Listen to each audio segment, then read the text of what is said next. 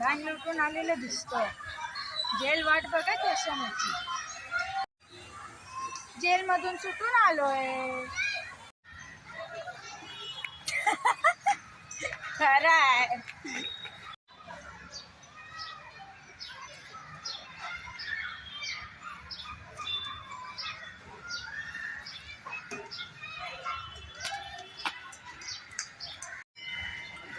जेलच आहे ती boarding school.